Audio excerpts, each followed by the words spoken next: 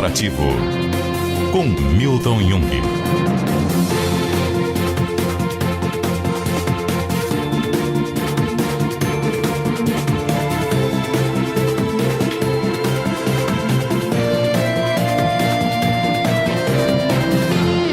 Olá, tudo bem com você? Seja muito bem-vindo a mais um capítulo do Mundo Corporativo, que hoje vai falar com você sobre a conveniência do seu consumidor.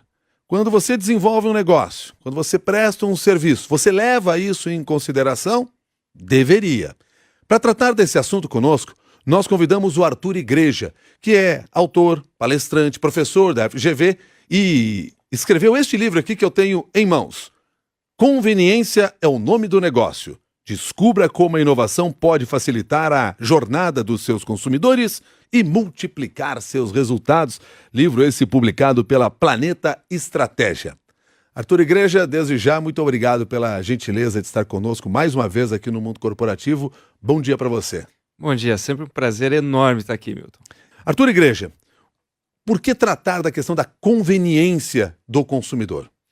Milton, esse é um tema fundamental, porque nos últimos anos muito se falou sobre as empresas de tecnologia, então teve uma corrida por parte dos empresários em focar em incrementar o grau tecnológico das suas empresas. Só que muitas vezes essas empresas esqueceram de olhar a jornada do consumidor.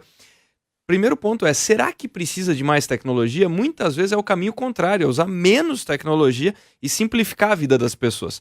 Claro que a tecnologia, quando bem usada, é uma poderosa ferramenta para trazer conveniência. Nós vimos a explosão dos aplicativos nos últimos anos, mas no final, para o pequeno empresário e para o médio empresário, o que ele tem que se dar conta é o seguinte: esse consumidor 4.0, esse consumidor hiperinformado, muito ansioso, ele não tem mais paciência, ele consegue comparar os players do mercado, os competidores. E qual que ele vai escolher? Ele vai escolher aquele que vai poupar o tempo dele, aquele que vai trazer mais simplicidade, é aquele que resolve o problema. E isso vale desde a padaria, você vai buscar a padaria que tem um estacionamento mais fácil, um atendimento rápido, que te coloca em casa antes. O mesmo vale para o aplicativo de transporte, para o plano de saúde, para o seguro do carro. Quem descomplicar a vida da pessoa e for conveniente para ela, essa é que vai crescer. E mais do que isso, vai fazer esse usuário trazer outros tantos. Você se referiu aqui à jornada do consumidor. O que significa isso? Jornada do consumidor é o seguinte, é pensar em todas as interações que um consumidor vai ter com a empresa, desde o momento em que ele considera procurar uma empresa. Então, voltando aqui no exemplo do seguro de carro, como é que ele descobre que uma empresa dessas existe? Então, quer dizer, o site é facilmente encontrável ou eu tenho que percorrer um verdadeiro labirinto para encontrar a informação que eu estou procurando? Tudo que eu quero é saber sobre cobertura e quanto vai custar. Agora, se eu tenho que falar com muitas pessoas, se isso demora, se a resposta demora, a empresa começou a perder os seus consumidores ali. Depois disso, como é que eu fecho o negócio? Como é que eu contrato? Como é que ela me atende?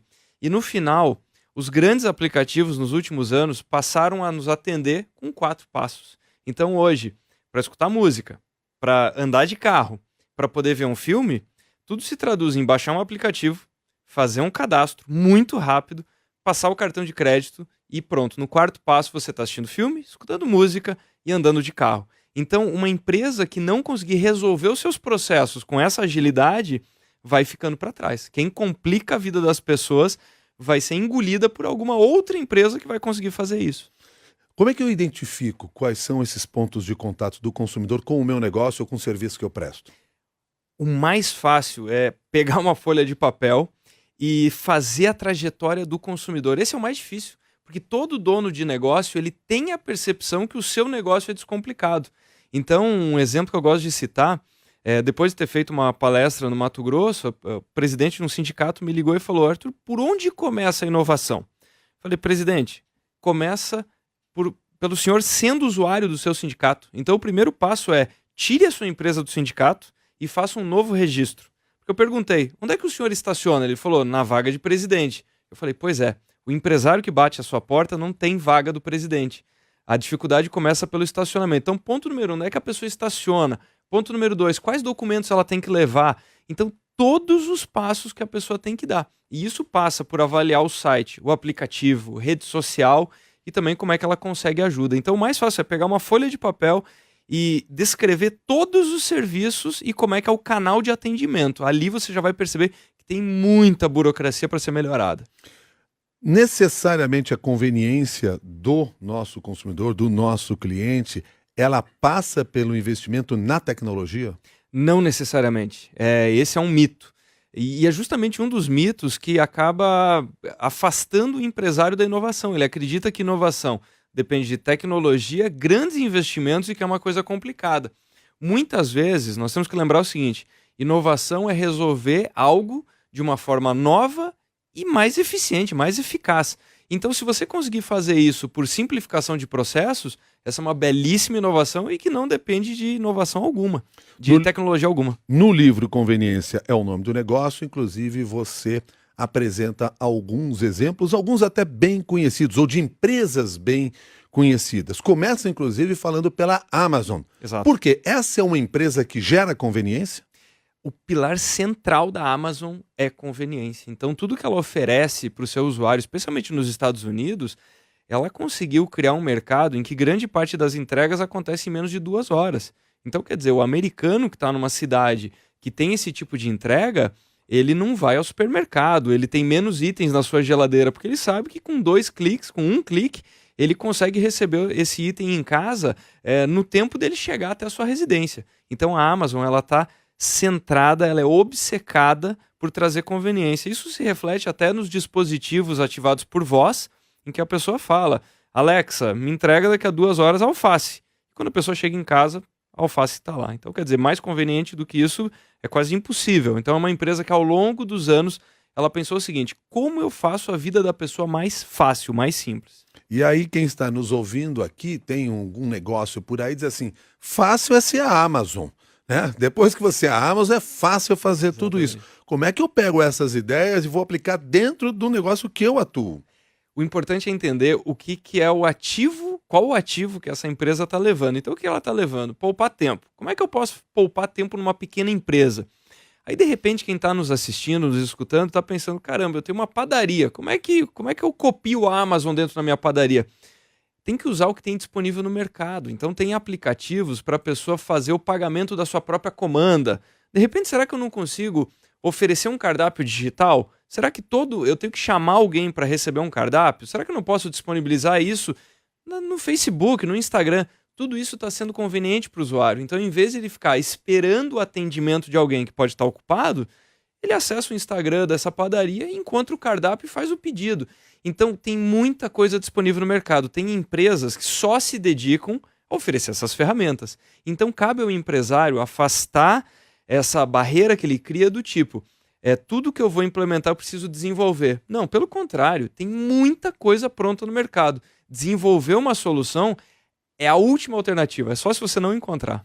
Vamos deixar isso palpável para quem está nos assistindo. Pegue um exemplo que você experimentou, vivenciou aí com toda a sua experiência ao longo do tempo, para que a gente consiga enxergar esse negócio. Maravilha. Um exemplo que eu sempre gosto de usar é posto de combustível. Então vamos lá. Quando a pessoa chega com o seu carro para abastecer, o que ela está buscando é carro abastecido, nada além disso. A partir da hora que ela chega no posto e a pessoa pede para ela pegar um papelzinho e ir pagar lá dentro da loja, que por acaso é chamada de loja de conveniência, essa pessoa passou a trabalhar para o administrativo financeiro do posto. Porque até o momento que o carro está sendo abastecido, está tudo certo. Agora, a partir da hora que eu tenho que deixar o carro, perder tempo, pegar mais uma fila lá dentro, e pior do que isso, na volta, trazer o papelzinho carimbado, é o meu tempo que está indo embora. Aí, em vários estados, vários postos passam a usar aplicativos como o PicPay, como tantas outras soluções, em que, ao término do abastecimento, o frentista vem com o celular, mostra um código, um QR Code, eu fotografo e fiz o pagamento. Então, quer dizer, se o posto implementar uma alternativa como o PicPay ou tantos outros meios de pagamento disponíveis que os bancos estão disponibilizando, ele resolve o problema de quem está indo abastecer. Aliás, os bancos estão passando por uma série de dificuldades porque deixaram de ser convenientes e perdendo espaço para as novas empresas que estão surgindo, no caso as fintechs. Perfeito, Milton. O que aconteceu foi o seguinte: os bancos cometeram ao longo do tempo 2 equívocos. O primeiro deles é acreditar que as coisas estavam estáveis, confortáveis, quando no final o consumidor estava mudando muito rapidamente. Então o consumidor especialmente de 96 para cá, com a chegada da internet no Brasil, depois smartphone em grande parte depois de 2007, enfim, banda larga e tudo mais, passou a ser um consumidor extremamente exigente. E aí o que aconteceu? O banco cometeu o erro que toda empresa que vai passar por apuros comete. Ele impõe os seus processos. Então o banco falava mais ou menos o seguinte para o usuário: você quer um cartão de crédito? É do meu jeito. Você vai ter que vir, pedir na agência, convencer o gerente do seu limite, receber uma carta com o cartão e uma segunda carta com a senha e vir até o banco para poder desbloquear. Se você quiser mudar qualquer variável dessas, vem aqui para a gente conversar. De repente aparece uma fintech e fala o seguinte: você quer tudo isso que o banco te prometeu? É só baixar o aplicativo, o limite você escolhe, se você precisar adaptar, também você pode fazer isso. Desbloqueio é por foto e tudo isso eu resolvo com alguns cliques, nos 4 cliques. A fintech explode de ganhar mercado e o banco começa a ficar preocupado. Por quê? Ele passou tempo demais sem passar por transformações. Então, no final é o seguinte: é uma certa preguiça em querer mudar, aliada a uma arrogância em impor os seus processos. O processo que está certo sempre é o processo que funciona para o usuário, não para a empresa. Empresas antigas, ou empresas que já têm há muito tempo aí no mercado, que nasceram numa outra era e que se adaptaram bem para esse processo, tem exemplos? Tem muitas empresas que têm se renovado e dentro desse exemplo eu até vou incluir os bancos, porque eles passaram por essa crise de identidade há 4 ou 5 anos atrás, mas alguns deles foram também muito hábeis em incorporar alguma dessas fintechs, criar ecossistemas inovadores para poder atrair essas novidades, porque eles entenderam o seguinte: ou eu faço isso, ou eu vou desaparecer. Mas tem muitas empresas que conseguem se reinventar, criar novos produtos e permanecer relevantes no mercado. Então, temos casos aí de empresas centenárias, empresas que estavam super consolidadas e conseguem se adaptar. O exemplo que eu vou dar parece completamente absurdo, mas uma empresa que está conseguindo, em alguma medida, dar a volta por cima é a Kodak. Então, é uma empresa que era um exemplo de empresa que não inovou, ela praticamente desapareceu, e agora ela está criando uma série de serviços para fotógrafos, mundo afora, e está voltando a crescer. O ano passado ela foi um grande destaque na Feira de Tecnologia em Las Vegas. Então a Kodak, que foi motivo de chacota por tantos anos por falta de inovação, é uma empresa que está começando a voltar. Nosso ouvinte, o Michael Pires, pelo Twitter, pergunta aqui o seguinte: Arthur, como perceber quando as burocracias, seja na produção ou prestação de serviço, podem causar inconvenientes aos seus clientes, fazendo com que eles desanimem? Pois é, o importante aqui é estar muito próximo do consumidor, porque o melhor consumidor é aquele que ainda reclama, porque ele ainda está demonstrando uma vontade de voltar a fazer negócios com essa empresa. Agora, tem um autor que ele comenta o seguinte: existem usuários que são leais a uma empresa de forma ativa e passiva. O que ele quer dizer com isso? Muitas pessoas só são leais a uma empresa porque eles não encontraram outra alternativa. Então esse que é o perigo, achar que o seu consumidor está satisfeito. A única forma de descobrir isso é sendo cliente da sua própria empresa e conversando, perguntando para o usuário final aonde incomoda, aonde ele perde tempo, aonde tem muito documento e muita burocracia. O José Aparecido, pelo Facebook, gostaria de saber de você, Arthur, se, além do bom atendimento, quais estratégias as empresas devem adotar para conquistar seu consumidor final? Uma das principais estratégias que eu destaco no livro é a personalização, a individualidade. Então, o usuário passou a se acostumar com soluções que não são mais para as massas ou para grupos de clientes. Nós passamos a ficar acostumados com o quê? Você abre o Spotify e tem lá uma lista de músicas para o Milton, para o Arthur. Então, esse aspecto é muito valorizado. Idem acontece com Netflix, com N outras plataformas, né? Então, esse aspecto da individualidade é fundamental.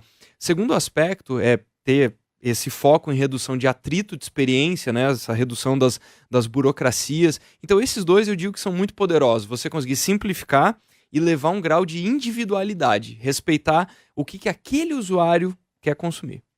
Já a Isabela Ares, que é nossa colaboradora aqui no Mundo Corporativo, pergunta como abrir um negócio pequeno, mas ao mesmo tempo super inovador e de grande impacto, a inovação disruptiva.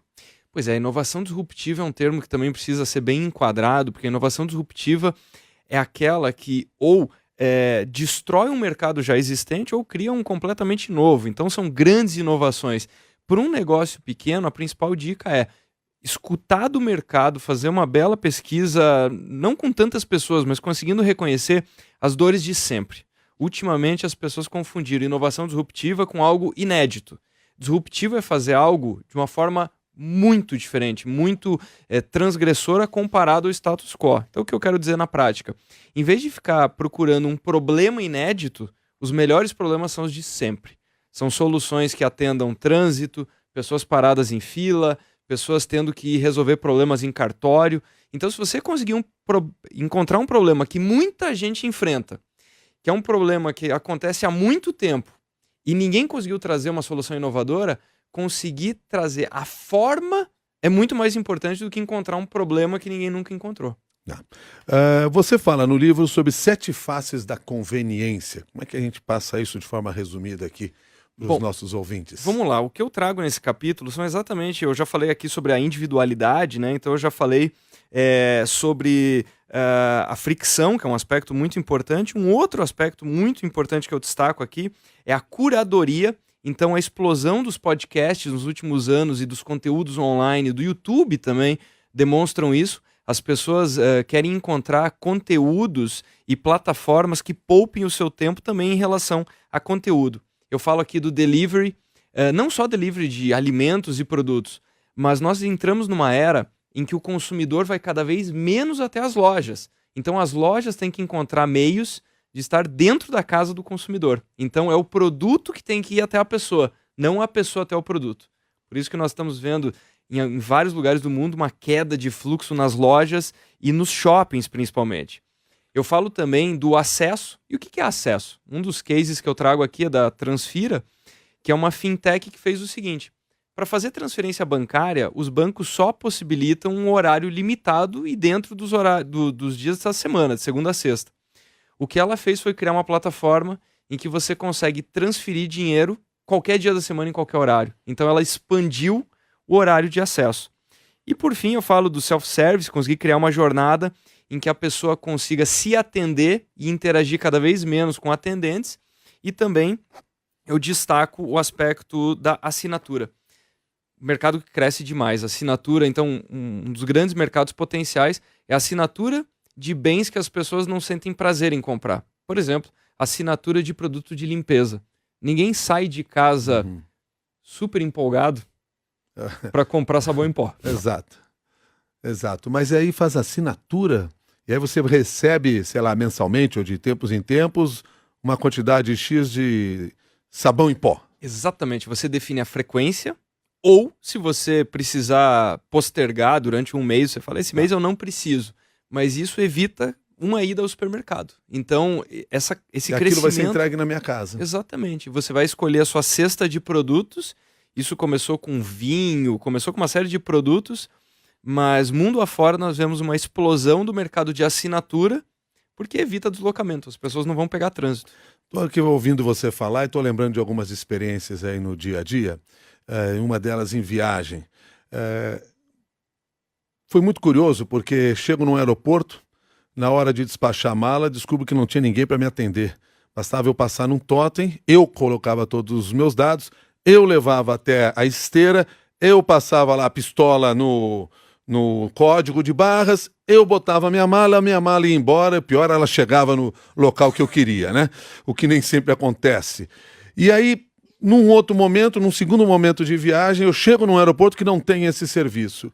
E eu fiquei 1 hora ansioso esperando para ser atendido por aquelas 3, 4 pessoas que estavam lá do outro lado, e eu ficava pensando, por que eu estou passando este nervoso? Eu sei que vai dar tempo, mas eu estou passando esse nervoso ficando 1 hora aqui com essa ansiedade, sabendo será que vai dar tudo certo ou não, quando tudo estaria resolvido se esse equipamento funcionasse. E é curioso, por que eu estou pensando nisso e queria compartilhar com você? Porque às vezes, para você facilitar a vida do seu consumidor, você faz com que o consumidor faça esse trabalho. Porque eu fiz esse trabalho. Eu não fiquei esperando que eles fizessem para mim. Pois é, muitas vezes acontece essa troca. Então esse é um tipo de inovação que os americanos chamam de do it yourself, né? Ou seja, faça você. E o usuário, se ele percebe que ele vai poupar tempo, ele topa.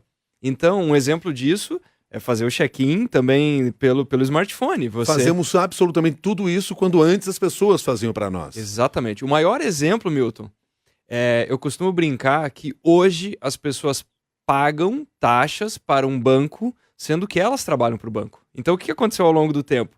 A experiência de ir numa agência bancária era tão ruim que quando o banco te ofereceu pagamento de boleto, você achou o máximo. Então, você fala, nossa, que facilidade incrível. No final, você está processando pagamentos. Você se tornou o atendente de banco e você paga a taxa para o banco que trabalha. Então, é uma coisa maluca. Mas isso é mais um argumento que comprova o seguinte: se você poupa tempo das pessoas e traz conveniência para a vida delas, e essa pessoa se torna um promotor do seu negócio, ela trabalha na área de marketing da sua empresa e também nas operações. Sim, porque nesse caso da passagem aérea, do despacho de mala, no fundo você está fazendo uma coisa que antes a empresa aérea fazia, Exatamente. mas que dava trabalho para você também. Exatamente. É curioso isso. É bom para os dois lados. Acaba sendo bom para os dois lados. Para os dois lados. E um ponto que é importante, alguns acreditam que então é uma corrida pelo autoatendimento. Não é só isso. Existe um processo muito importante de cultura, de poder mostrar isso para o usuário. Então, algumas empresas aéreas cometeram o erro de simplesmente colocar esse totem de atendimento sem explicação alguma. Aí o usuário vai rejeitar, porque ele não sabe lidar com aquilo. Ele vai se atrapalhar ali. E Exatamente. aí vai dar, sim, realmente trabalho para ele e não facilitar a vida dele. Exatamente. Agora, se ele aprender e ele notar que aquilo vale a pena, nunca mais ele vai querer pegar fila. Outra pergunta aqui da Isabela Ares: como instalar essa cultura da inovação no seu negócio? Sendo obcecado por poupar tempo do usuário final. Então, ter obsessão, verdadeira preocupação com: será que nós conseguimos eliminar um formulário por dia? Um campo de formulário que seja. Então, ter essa preocupação em aonde as pessoas estão sendo barradas. Como é que elas poderiam ter um acesso mais fácil? Então, a cultura da inovação é uma cultura com foco, com obsessão no consumidor. É curioso isso que você está chamando a atenção, esse alerta que você está fazendo, porque está aí um movimento que é muito simples às vezes. Fichas que você é obrigado a preencher com dados que jamais serão utilizados, inclusive pela própria empresa. Ou seja, é um desperdício de tempo. Mas por que se faz? Porque sempre se fez e ninguém parou para refletir. Exatamente. Então, e aqui no Brasil tem um componente que é muito importante, que é o seguinte: na hora de mudar, muitas vezes nós escolhemos burocracias governamentais como muleta. Então, o que eu quero dizer? Muitas vezes você questiona, por exemplo, a recepção do hotel. Escuta, mas por que tem um formulário tão extenso? Eles vão falar, porque tem um órgão governamental que está pedindo. Mas você tem certeza que você precisa preencher isso? Então, a desculpa mais rápida para mudar é colocar a culpa no governo. Sem dúvida. E a outra questão que entra aí é isso: fazer o porquê está fazendo, ou se perguntar por que eu estou fazendo isso. Talvez seja fundamental para a gente poder mudar esse cenário. Você fala em tecnologias, e a gente falou muito aqui, e chama atenção para algo que a tecnologia tem de ser invisível. Tecnologia boa é aquela que não se vê. Absolutamente. Então, se você está levando algo para a vida do usuário que ele não está acostumado a usar, esse é o caminho mais complicado para inovar.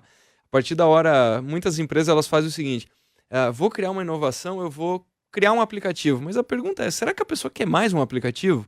Nós já chegamos no ponto que nós queremos menos aplicativos. Então, muitas vezes você está usando um aplicativo de transporte que tem uma outra solução que é até mais barata, mas você não vai atrás justamente porque você está acostumado a usar aquilo. Então, o que o empresário tem que ter muita ciência é do seguinte: como é que eu me infiltro nas ferramentas que a pessoa já usa? Então, um exemplo bem prático aqui.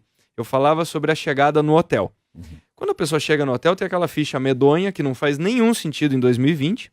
E aí, muitos hotéis pensam no seguinte: então tá, eu vou criar um aplicativo para o meu hotel. A pergunta é, será que o usuário vai querer instalar um aplicativo só para o seu hotel? Um outro caminho qual seria? Quando você vai usar o Wi-Fi num ambiente público, você faz o login com o seu Facebook. Então você clica lá, conceder dados do Facebook para poder acessar o Wi-Fi. O que o hotel poderia fazer? Check-in através do Facebook. O usuário ia clicar, eu permito acesso às minhas informações e pronto, aquele cadastro está todo preenchido. Então esse mindset de colocar menos tecnologia nova na vida da pessoa é fundamental. Toda vez que você encontra uma tecnologia muito diferente, você vai pensar, você vai fazer conta para ver se vale a pena aprender aquilo. Bom, nós falando aqui sobre essa questão da conveniência, dentro de uma empresa, Qual é o setor que tem que pensar nisso? Tem um setor determinado que é o responsável por olhar essa questão do consumidor? Essa pergunta é excepcional e a resposta é absolutamente todos. Porque as soluções, elas são multidisciplinares. Então, até por isso que as empresas têm se organizado de uma maneira diferente. Isso foi muito liderado pelo próprio Spotify. Ela criou uma cultura, né, um arranjo organizacional chamado Squads. Que qual que é o objetivo? O Spotify, em vez de ter setores, esse aqui é o setor de operações, o outro é o setor de atendimento, de marketing, o que eles entenderam foi o seguinte: eu tenho que me estruturar em torno das dores do usuário. Então, se o usuário tem dificuldade para encontrar uma música, esse é um setor da empresa. Aí, de repente, dentro desse setor, encontrar música, eu preciso de 3, 4 pessoas de operações, um pessoal de TI, alguns de marketing. Mas então, como os desafios do usuário são multidisciplinares, perceba que é uma empresa que ela é montada ao contrário. Ela não tem a demanda do usuário que fica picando entre setores de uma empresa, porque aí você cria silos que não se conversam. Aqui você coloca o usuário no centro e fala, seja lá o tipo de profissional e o setor que for necessário, eu vou resolver essa busca. Então, todos os setores estão envolvidos, todos têm impacto, alguns mais direto, por exemplo, quem está no atendimento, e outros que parecem que não têm tanto impacto, como TI e operações, mas no final, sem a ajuda deles, essa experiência não vai ser melhorada. Squad é uma equipe multidisciplinar? Perfeitamente. É uma equipe multidisciplinar que está orientada a um objetivo que está muito ligada a uma dor do usuário. E aí nós vamos conectar um pouquinho com quando a gente falou aqui sobre como é que a gente implanta essa cultura da inovação dentro da empresa. A empresa precisa se reestruturar, talvez internamente, para que essa inovação flua. É fundamental, é fundamental. Muitos autores têm falado que a cultura, no final, ela é consequência de uma estrutura bem montada. Então, muito tem se falado sobre cultura nos últimos anos, até de uma forma difícil de ser definida. E essa nova vertente fala o seguinte: a cultura é a consequência. Então, se você tiver os incentivos certos, por isso que em um dos capítulos do livro eu falo sobre cases de empresas brasileiras que se estruturaram de uma maneira simples, mas que incentivam a inovação. Então, uma das empresas que eu cito, o que ela fez? Ela criou um sistema de incentivo que é o seguinte: a cada mudança que os colaboradores tragam, mas que foi sentido pelo usuário final, a premiação está ligada a isso. Então, imagina o seguinte, que é uma empresa que se orientou de tal maneira ao usuário que, trazendo para o paralelo do banco, é como se eu fosse até o banco e ele tivesse todos os seus procedimentos, mas foi adotado um outro procedimento que funcionou muito melhor. Essa pessoa vai ser premiada. Então é muito importante pensar nessa estrutura empresarial para que a inovação possa florescer. Erros comuns no momento em que a empresa decide, bom, vamos olhar aí a jornada do nosso consumidor. Acabei de ouvir o Arthur Igreja lá na CBN. A gente tem que mudar o nosso negócio aqui. Erros comuns que cometemos nesses momentos. Pois é, o erro mais clássico é imaginar que você representa o usuário. Então isso é para poder fazer essa jornada do usuário. Isso demanda uma dose de humildade, de afastamento do próprio gestor, que é uma coisa que não é fácil. Então, o que eu quero dizer? Se eu for criar uma solução para uma empresa, eu vou criar a solução que me parece pertinente, a solução que o Arthur usaria. Não necessariamente essa é a melhor resposta para o usuário final. Então, as pessoas são extremamente diversas. Eu comento muito isso também, né? O Brasil é um país que tem 48 milhões de pessoas que nunca acessaram a internet. E daí algumas empresas sugerindo o seguinte, que todo o atendimento tem que ser por inteligência artificial, por aplicativos. A pergunta é, como atender esses 48 milhões de pessoas? Quem sugere que o atendimento tem que ser só feito por smartphone e por inteligência artificial, por um ente, né, que eu chamo pelo nome para me atender, é uma pessoa que pressupõe que todo brasileiro tem um smartphone na mão. Então, essa presunção que o público é parecido com você é um perigo danado. Lá no início você falou do consumidor 4.0, que é esse consumidor que está na era da conveniência, usando outro conceito com o qual você trabalha. Ele exige um profissional 4.0 nas empresas? Com certeza. Então, essas 4 eras do consumidor, né, a partir de 96, com a internet, ele passou a se informar com muita facilidade. Depois da banda larga, né, depois dos anos 2000, ele passou a consumir muito vídeo. Então ele encontra no YouTube, ele encontra em plataformas de vídeo como fazer as coisas, como comparar produtos, serviços. Ele começou a ver muito review de outros usuários. E a partir de 2007, com a mobilidade, ele passou a fazer isso a qualquer tempo, em qualquer lugar. Quando você soma tudo isso, depois de 2014, com essa ruptura que os aplicativos de transporte trouxeram, esse consumidor ele demanda pessoas dentro da empresa que tenham esse mesmo olhar.